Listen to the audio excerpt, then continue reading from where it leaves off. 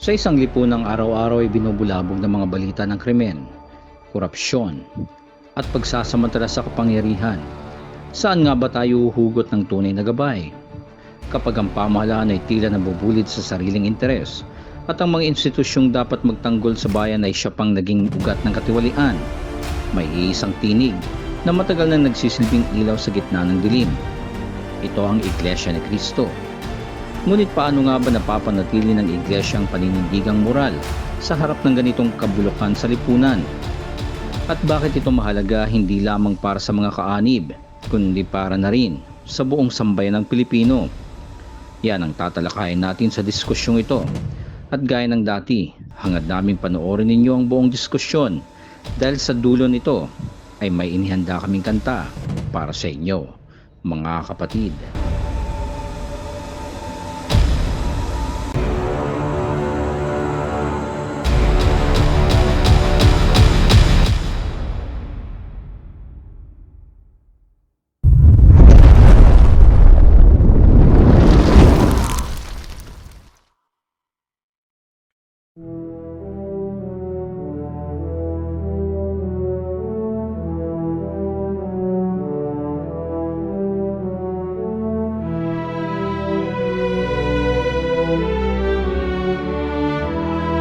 Ang Iglesia ni Cristo ay kilala sa napakahigpit na pamantayang moral na ipinatutupad sa lahat ng mga kaanib nito. Sa Iglesia, hindi basta opinyon ang moralidad. Ito ay batayan ng tunay na paglilingkod sa Diyos, ang pamumuhay ng may malinis na budhi, iwas sa bisyo, at masunuring pagsunod sa batas. Ito ay hindi opsyonal, kundi mandato. Ang paninindigang ito ay ibinubunga ng disiplina at turo ng doktrina na hindi nababali kahit sa harap ng tukso. Ano ang mga positibong pananaw rito? Ang ganitong sistema ay lumilikha ng mamamayang disiplinado at may takot sa Diyos na nagiging pundasyon ng isang maayos na komunidad. Ang bawat kaanib ay nagiging ehemplo ng kaayusan na may malinaw na pananagutan, hindi lang sa kanilang sarili, kundi sa buong kapatiran. Ito ang dahilan kung bakit ang komunidad ng Iglesia ni Cristo ay kadalasang nakikita bilang organisado at payapa. Ano naman ang kritisismo? Sa kabilang banda, ang parehong kahigpitan na ito ay tinitignan ng ilan bilang labis na pagkontrol o pagiging restrictive. Para sa mga hindi kaanib, maaaring magmukha itong isang sistemang insular o nakabukod na lumili ka ng distansya sa mas malawak na lipunan. Ang proseso ng pagtitiwalag o pag-alis sa mga nagkasala, bagamat paraan ng pagpapanatili ng kalinisan ng Iglesia, ay itinuturing ng mga kritiko bilang isang mabigat at walang puwang na kaparusahan. Hiwalay ngunit nakikialam sa tamang paraan. Hindi nakikisawsaw ang Iglesia sa gulo ng politika, ngunit hindi rin ito tahimik sa mga usaping moral. Ang pamunuan ng Iglesia ay naninindigang manawagan para sa katahimikan at kabutihan ng sambayanan. Hindi sila nakikialam upang humawak ng kapangyarihan sa gobyerno, kundi upang paalalahanan ang sinumang nasa kapangyarihan na ang Diyos ay nagmamasid lamang sa lahat ng kanilang mga ginagawa. Ano ang positibong pananaw rito? Dahil sa pagdistansya sa maruming politika, na pananatili ng Iglesia ang kredibilidad nito bilang isang institusyong moral.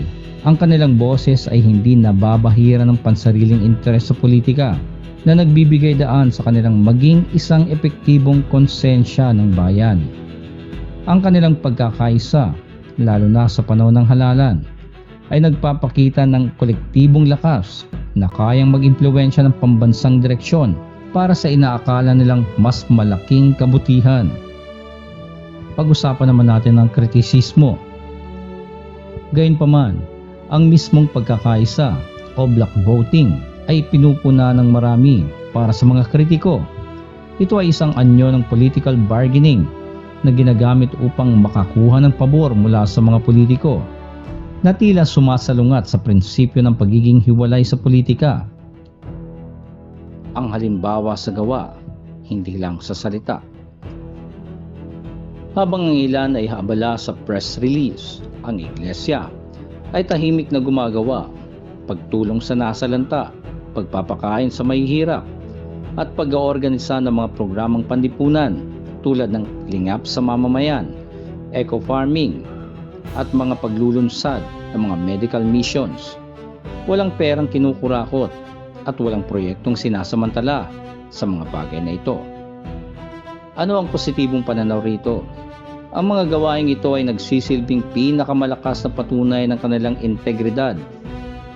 Ipinapakita nito ang kanilang pananampalataya ay isinasabuhay sa pamamagitan ng konkretong tulong sa kapwa. Ang tapat na paggamit ng pondo ay isang direktang sampal at ehemplo sa gobyernong puno ng anomalya. Ito ay nagpapakita na posible ang malinis na pamamahala kung ang pundasyon ay takot sa Diyos at tunay na malasakit.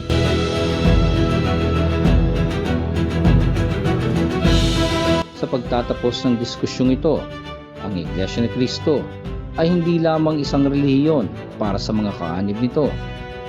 Isa itong paalala na ang tunay na lakas ay nasa prinsipyo at hindi sa kapangyarihan o otoridad.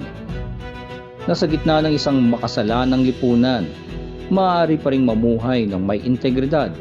Nasa gitna ng kadiliman, maaari pa ring may ilaw, at iyon ay hindi lang mula sa gobyerno, kundi mula sa mga taong nananatiling tapat sa Diyos. Hindi kailangang magkaroon ng posisyon sa gobyerno upang maging boses ng moralidad. Sa halip, kailangan lamang ng isang paninindigan na hindi bumabalik sa harap ng tukso at hindi natitinag sa gitna ng kaguluhan. At sa puntong ito, sa kabila ng mga hamon at kritisismo, ang Iglesia ni Cristo ay nananatiling matibay, isang tinig ng liwanag sa panahong ang mundo ay unti-unting binabalot ng dilim.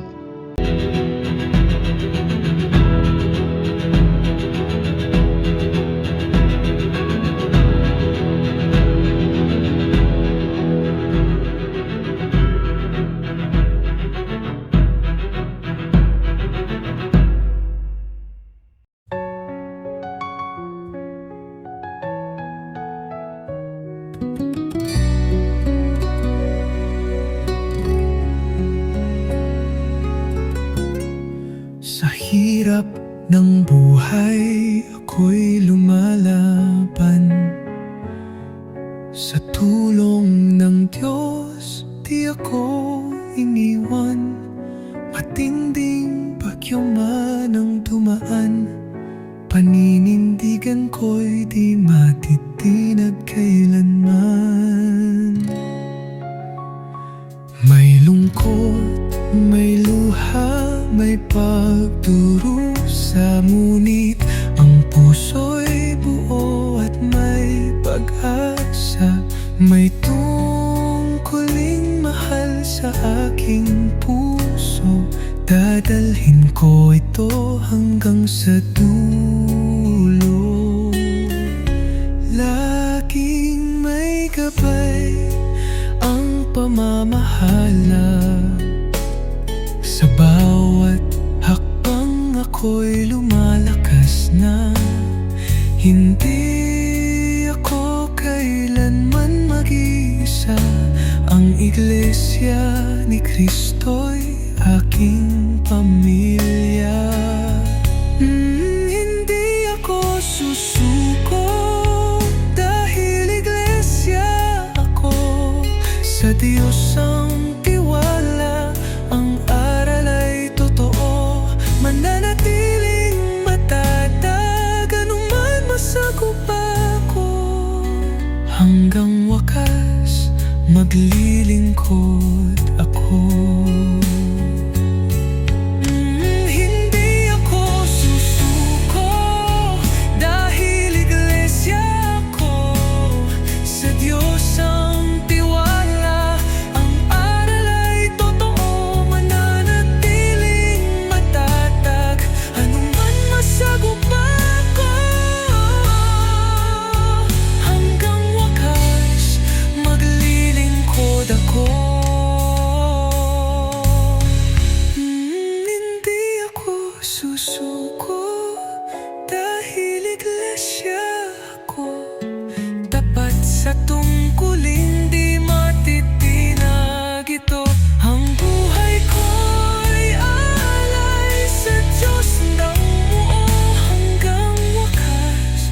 iglesia ako.